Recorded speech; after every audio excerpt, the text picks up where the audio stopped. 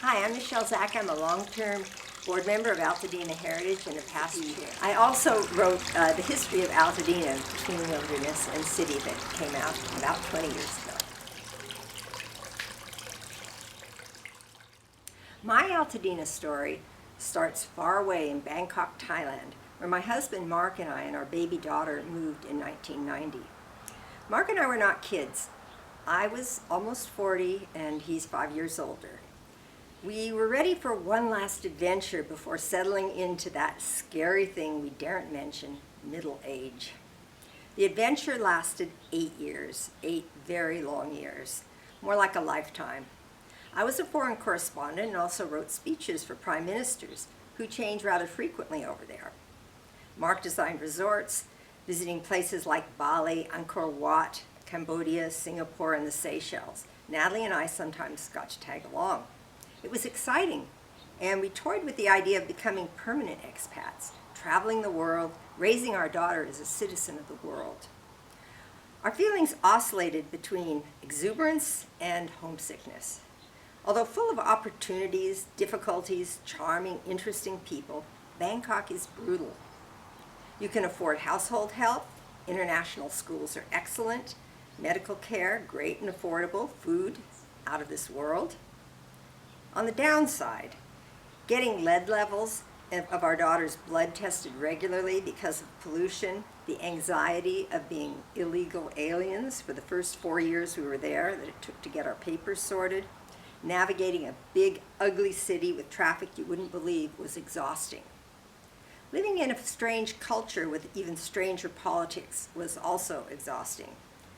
Frequent coups d'etats, a lot of civil unrest. But sometimes even harder for us was navigating the local world. There were so many things we could do nothing about, or even comment on. It wasn't our country. Problems we thought should be solvable, like getting street dogs fixed and vaccinated, cleaning up the filthy canal our daughter rode a boat to school on every day, or doing something about traffic.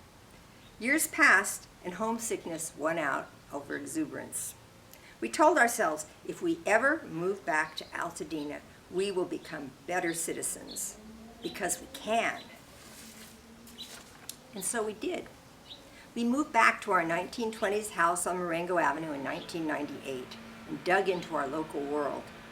Spending 2 years researching and thinking about and then writing the Altadena history is one of my life's great good fortunes. Mark was soon roped in to being on the board of Altadena Heritage. It was then on the verge of going bust for lack of volunteers.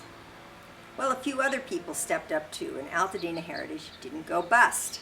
Instead, we continued and even grew our important advocacy work, doing things no other group in our unincorporated community does.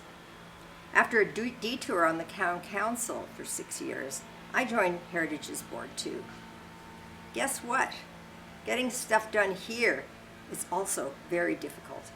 But unlike in our Bangkok situation, at least it's possible, or at least it can happen. It takes work and time and can be frustrating. With vision and perseverance, volunteering, working with county government, Altadena Heritage makes a huge difference in the life of our town. We often have fun doing it as well because there's real satisfaction in improving the place you live, sort of like fixing up your house.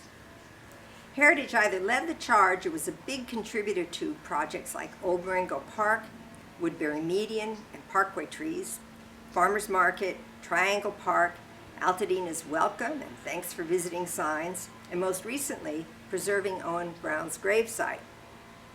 Our organization has designated 7 Altadena heritage areas, which we call AHAs, like Jane's Village and the Equestrian Block, and the more ephemeral community building programs like our educational offerings, tree workshops, and so on, great parties and home tours.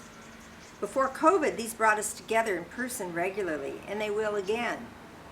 Altadena Heritage has just been a terrific vehicle, a big civics lesson in my life, and the civic home I longed for back in Bangkok, Thailand.